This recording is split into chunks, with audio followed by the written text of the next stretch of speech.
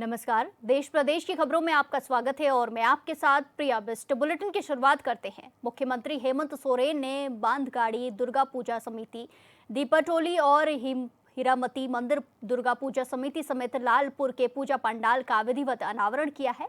पट खुलने के बाद उन्होंने मां दुर्गा के दर्शन किए और आशीर्वाद लिया। इस पावन अवसर पर मुख्यमंत्री ने मां दुर्गा से राज्य की उन्नति और राज्यवासियों के सुख समृद्धि, स्वास्थ्य एवं खुशहाल जीवन की कामना की है।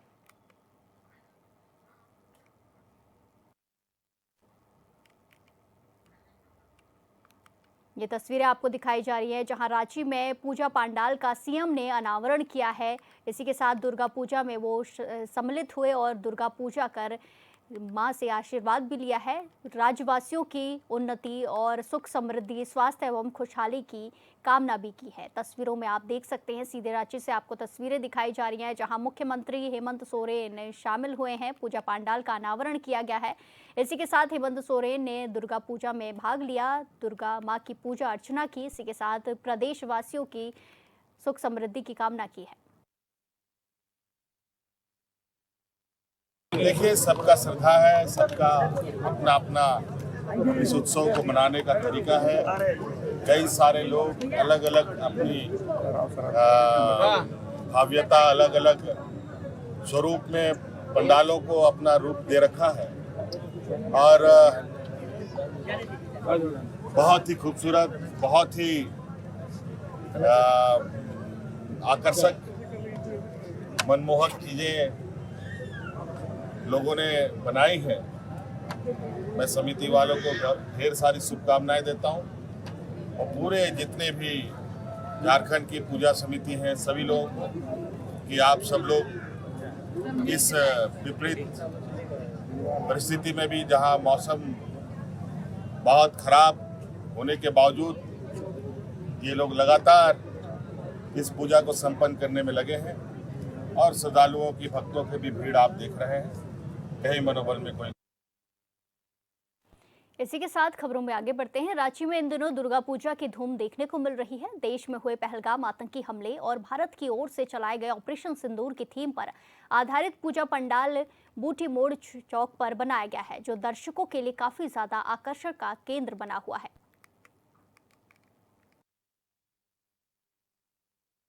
ये देखिए, हाल 22 अप्रैल की घटना है, तो हम लोग के दिमाग में था कि इसको हम लोग करेंगे और ऐसा हम लोग को कारीगर मिल गया और ये सोच तो फलीभूत हो गई। आपके सामने है, कहाँ कोई कमी है तो बताइए। रात में यहाँ कुछ विशेष अभी 6 बजे से लोजा शो चलेगा, पूरा रात भर, पूरा लेजर शो में क्या दिखाने के लिए 4 मिनट का पुलवामा घटना का डिट्टो उतार दिया गया। पुलवामा घटना को डिट्टो उतार दिया गया और उसके बाद जो आगे ऑपरेशन सिंदूर हुआ उसको भी दिखाया गया, तो लोग को याद आ जाएगा पूरा सीन कि क्या आतंकवादी जो घटना घटी, उसके बाद क्या रिएक्शन हुआ, ये सब। कितने लागत लगा था पंडाल? 7 लाख 7 लाख 60। अपना परिचय दे दीजिए। मैं इस समिति का महासचिव हूँ और मेरा नाम उमेश कामदार है। शारदीय नवरात्रि को लेकर राजधानी रांची का माहौल भक्तिमय हो गया है। शहर की अलग अलग पूजा समितियों ने इस वर्ष एक से बढ़कर एक थीम पर पूजा पंडालों का निर्माण कराया है।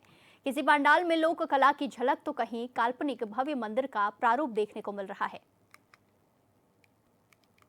शारदीय नवरात्र की शुरुआत हो गई है और ऐसे में रांची के तमाम दुर्गा पूजा का पट खुल गया है। इस वक्त जो हमारी मौजूदगी है वो हटिया के न्यू जागृति क्लब के पास है और यहाँ भी इस पंडाल का पट खुल गया है। आम दर्शकों के लिए, ये दर्शनार्थी के लिए यहाँ उपलब्ध हो गया है। और इस पंडाल की खासियत अगर कहे तो इस पंडाल में जो एक मंदिर का प्रारूप बनाया गया है और यह जो मंदिर आप सामने तस्वीरों में देखना चाहेंगे, ये काल्पनिक मंदिर बनाया गया है। किसी परिकल्पना, अपनी परिकल्पना से यह मंदिर बनाया गया है, कहीं किसी का प्रारूप नहीं है। लेकिन खूबसूरती की अगर बात करें तो काफी खूबसूरती की तरह इसे निखारा गया है और तमाम छोटे छोटे चीजों को रखा गया है और इस छोटे छोटे चीजों से ही इस मंदिर का प्रारूप दिया गया और मंदिर के अंदर माँ दुर्गा सरस्वती और लक्ष्मी और कार्तिक गणेश ये भगवान विराजमान है। और तस्वीर में सामने देखेंगे कि माँ की भी जितनी अच्छी खूबसूरती तस्वीर यहाँ दी गई है। और काफी मशक्कत और काफी मेहनत सामने नजर आ रहा है कि किस तरह मेहनत किया गया है। और कहीं ना कहीं अंदर की तस्वीर अगर हम कहें तो अंदर में जो वो एक गांव का शक्ल दिया गया है, जिस तरह झारखंडी वेशभूषा होता है, कहीं ना कहीं झारखंडी वेशभूषा को शक्ल देते हुए दिया गया है। और यहाँ इस मंदिर का जो उद्घाटन है वो एक मुख्य अतिथि जो देवनिका अस्पताल के निदेशक है वो किए थे। और वहीं हमारे साथ यहाँ जो पंडाल के सदस्य हैं, मेंबर हैं, ये भी हमारे साथ हैं। इनसे जानना चाहेंगे कि ये पंडाल जो बनाया गया था ये क्या खुद से बनाए हैं या कहीं का प्रारूप है? कहीं का प्रारूप नहीं है ये, इसको हम लोग अपने दिमाग से सोच के काल्पनिक पंडाल बनाया गया है। इसको बहुत हमको लगता है कि तकरीबन 25 दिन लगा है, वर्षा और इसके चलते बहुत परेशानी हुआ। ये हमारे पंडाल में मूर्तियों की नक्काशी की हुई है। मूर्ति के कारीगर कहाँ, कहीं बाहर से आए थे या? मूर्ति के कारीगर यही रांची के ही हैं, अजय पाल जी। और पंडाल बनाने में इस बार तो जो पंडाल के मेंबर है वो काफी परेशानी हुई थी, जिस तरह वर्षा लगातार होता रहा है। हाँ, वर्षा से हमारे पंडाल में बहुत दिक्कत हुआ बनाने में। हमारा पंडाल जो कि यहाँ हमारे हत्या के ही है, टेंट हाउस के, मनोज टेंट हाउस, उनके द्वारा बनाया गया है। बहुत ही खूबसूरत पंडाल, हर साल हम लोग का पंडाल बहुत ही खूबसूरत रहता है। उन्होंने कहा कि ये काफी मेहनत लगा है और काफी मेहनत। एक बात और इनसे जानना चाहेंगे कि पंडाल में लागत कितना लगा था? ये हम लोग के पूरे पूजा का खर्च लगभग 12 से 13 लाख रुपया का है। धन्यवाद। पूजा में खर्च, जिस तरह पंडाल बनाने में खर्च लगा था 12 से 13 लाख की खर्च लगे थे। हम अंदर की तस्वीर आपको दिखाना चाहेंगे कि अंदर में भी माँ की जो तस्वीर है और ये काफी खूबसूरत तस्वीर है। जिस तरह लोग जो रांची अलग अलग पंडालों की के लिए जाना जाता है, अपनी खूबसूरती के लिए जाना जाता है। अगर बंगाल की बात करें तो बंगाल यानी कि कलकत्ता के बाद यह रांची का सबसे खूबसूरत पंडाल रांची का ही माना जाता है। और आप हमारे साथ लगातार बने रहिए, हम आपको रांची के अलग अलग जगहों पर पूजा पंडाल का तस्वीर दिखाएंगे। रांची से HNN के लिए जयंत कुमार। शारदीय नवरात्र की शुरुआत हो गई है और ऐसे में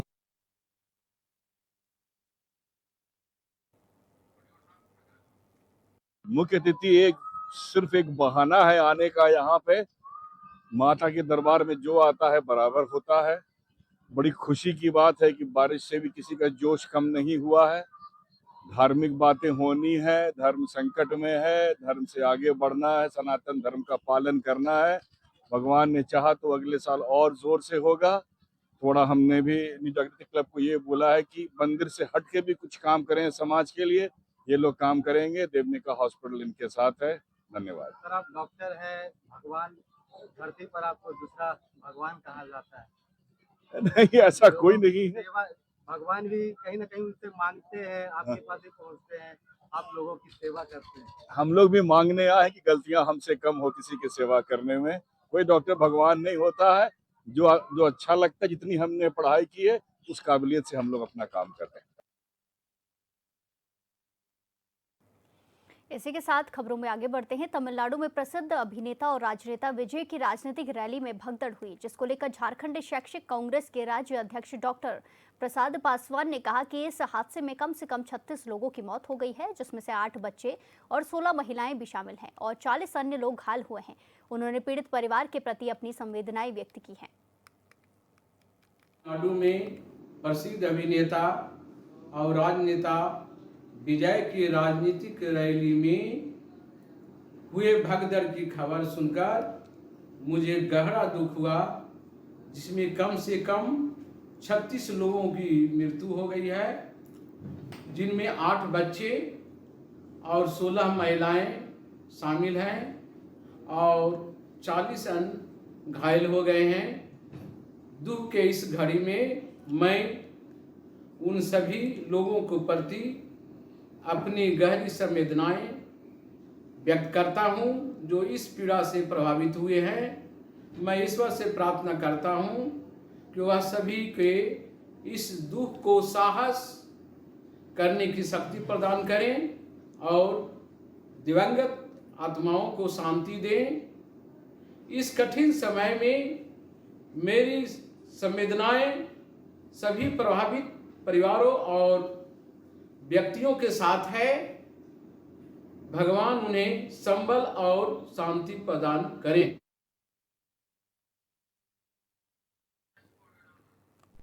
झारखंड के शैक्षिक कांग्रेस के राज्य अध्यक्ष ने जो हादसा हुआ था अभिनेता विजय की राजनीतिक रैली में, उसको लेकर संवेदनाएं व्यक्त की हैं। पीड़ित परिवारों के प्रति संवेदनाएं व्यक्त की हैं। आपको बता दें कि राजनीतिक रैली में भगदड़ मची थी, जिसमें कई लोगों की मौत की भी खबर है। 36 लोगों की मौत की खबर सामने आई है, जिसमें से 8 बच्चे और 16 महिलाएं भी शामिल हैं। इसी के साथ 40 अन्य लोग भी हैं जो घायल हुए हैं। इसी को लेकर झारखंड कांग्रेस के नेता ने अपनी संवेदनाएं व्यक्त की है। झारखंड शैक्षिक कांग्रेस के राज्य अध्यक्ष का बयान सामने आया है और हादसे पर उन्होंने दुख जताया है। झारखंड से ये खबरें आपको बताई जा रही है, जहां झारखंड से शैक्षिक कांग्रेस के राज्य अध्यक्ष का बयान आया है और उन्हें हादसे पर दुख जताया है।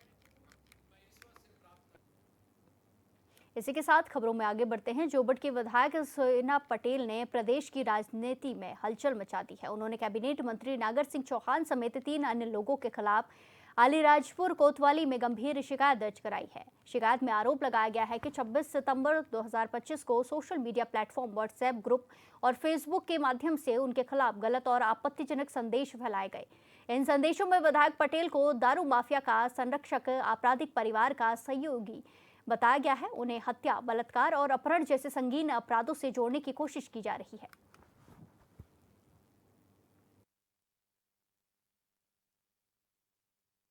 देखिए, कल जिस प्रकार से मंत्री महोदय नागर सिंह चौहान ने मेरे खिलाफ जो मीडिया के माध्यम से टिप्पणी की थी और जो प्रतिक्रिया दी थी, उसकी मैं घोर निंदा करते हुए आज मैंने यहाँ पे थाना अलीराजपुर में एक आवेदन किया है और मैं उनकी कार्रवाई की मांग करना चाह रही हूँ, क्योंकि जिस प्रकार से मीडिया के माध्यम से मेरे और मेरे परिवार के बारे में जो कथन दिया गया है, वो एक बार सिद्ध करके बता दें कि उनका जो आरोप है कि शराब माफिया है और तरह तरह के जो आरोप लगाए हैं, तो मैं सबसे पहले नागर सिंह चौहान से पूछना चाहती हूँ कि आपका दिमाग सही है कि नहीं है?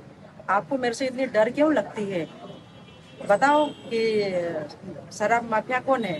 आपके डोबला झील में क्या चल रहा है, पहले ये आप अपने घर में देखो।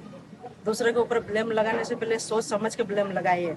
और मुख्यमंत्री महोदय से मैं मांग करती हूँ कि अलीराजपुर जिले और मेरी जोबट विधानसभा के अंदर डोबला झीरी गाँव, जिसका ये नागर सिंह चौहान का गाँव है, वहाँ पे किस प्रकार से दारू की फैक्ट्रियाँ चल रही, कितनी ट्रकें भरा रही, कितनी गाड़ियाँ जा रही, कितनी गाड़ियाँ आ रही, और किस प्रकार से वहाँ पे शराब माफियों का चल रहा है, उसकी जांच करवा लो सबसे पहले। उत्तर प्रदेश में बीजेपी की डबल इंजन वाली सरकार के मुखिया का दावा है कि राज्य तेजी से तरक्की कर रहा है, लेकिन कानपुर की स्थिति यह है कि शहर में सड़कों का हाल बेहाल है और लोग अनोखे तरीके से प्रदर्शन कर अपनी परेशानियों के समाधान की मांग कर रहे हैं। देखिए रिपोर्ट।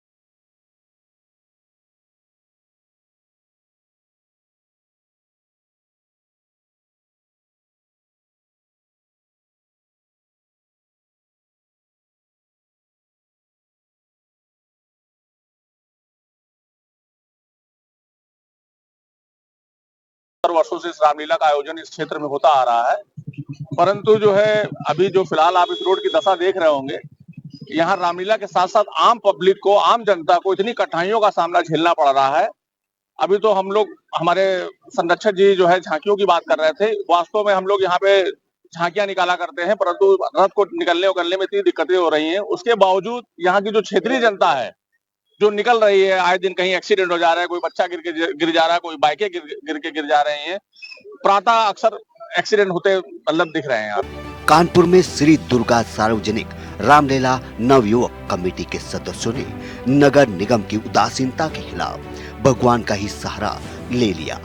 शाम नगर तनियान स्थित रामलीला मैदान की ओर जाने वाली सड़क की जर्जर हालत से त्रस्त होकर कमेटी ने प्रतीकात्मक रूप से भगवान राम, लक्ष्मण और हनुमान को ही सड़क पर उतार दिया। इस अनोखे प्रदर्शन के दौरान नगर आयुक्त व नगर निगम मुर्दाबाद के भी नारे लगाए गए। हमारी नगर निगम से ये मांग है कि ये अतिशीघ्र इस मार्ग को अच्छा कराया जाए।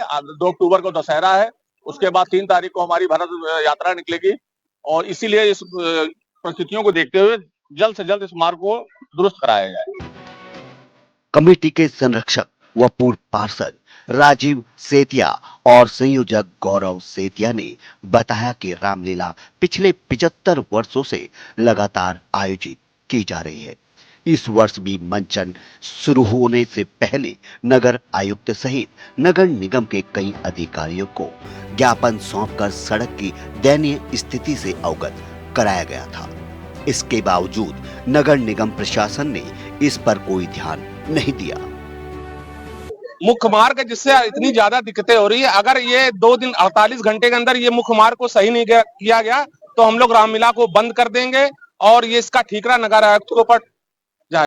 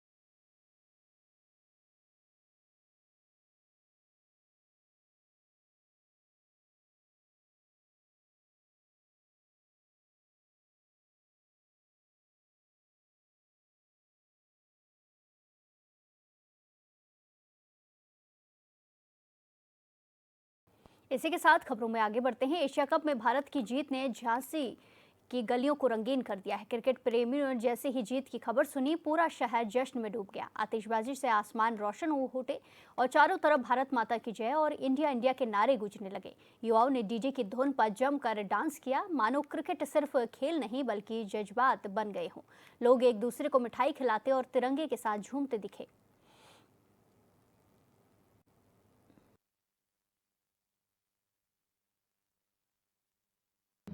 भाई साहब, मेरे को इतना जुनून था कि मैं सुबह से बैठा हुआ था टीवी के सामने। 2 बजे से अपना 8 बजे से जब मैच शुरू हुआ, मैं उससे पहले से टीवी के सामने बैठ गया था। मेरे को इतना जुनून था, इतना जुनून था, अगर आज इंडिया नहीं जीते मैं टीवी में भी सब फोड़ देता, आग लगा देता। आज मेरे को इतना जुनून आज इंडिया जीती है, मेरा दिल इतना इतना खुश है, इतना खुश है। उनने जो किया था ना, तो इंडिया ने दिखा दिया, तुम ऐसे करोगे हम ऐसे करेंगे। बहुत बढ़िया।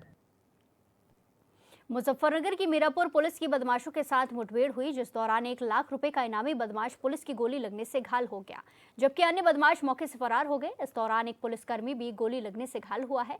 इसके बाद दोनों को अस्पताल में भर्ती कराया गया, जहां डॉक्टर ने घायल बदमाश को मृत घोषित किया। वहीं पुलिस ने मौके से 1 तमंचा, कारतूस और 2 मोटरसाइकिल भी बरामद की है।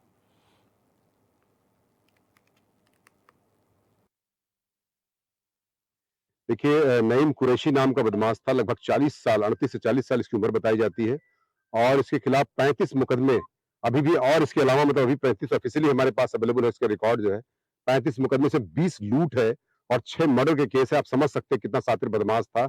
2005 में उसने दिल्ली में जो है सबसे पहले जो है 394, 302 और 392 एक साथ जो है आईपीसी के मुकदमे के खिलाफ सबसे जो खतरनाक मुकदमे हैं दर्ज हुआ था। उसके बाद इसने 30 लाख की लूट मवाना में किया था और हमारे सहारनपुर, मुजफ्फरनगर हर जगह इसकी लूट और हत्या के तमाम अभियोग दर्ज हैं।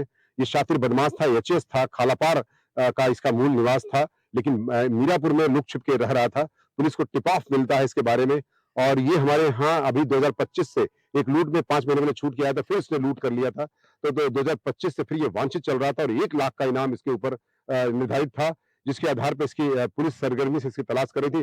टिप ऑफ के दौरान इसने पुलिस का पीछा किया तो पुलिस के ऊपर इसने फायर किया और इसके जो एक बदमाश इसके साथ आपने देखा होगा 2 मोटरसाइकिलें अभी यहाँ पर अवेलेबल हैं और साथ ही साथ जो इसमें तमंचे वगैरह, कारतूस वगैरह सब मौके पर मौजूद है। ये पिस्टल भी काफी रिफाइंड है, जो कि लग रहा है कि बिहार की है और एक और तमंचा उसके पास से बरामद किया गया जहां पर इसका वास्तविक मुठभेड़ हुआ है।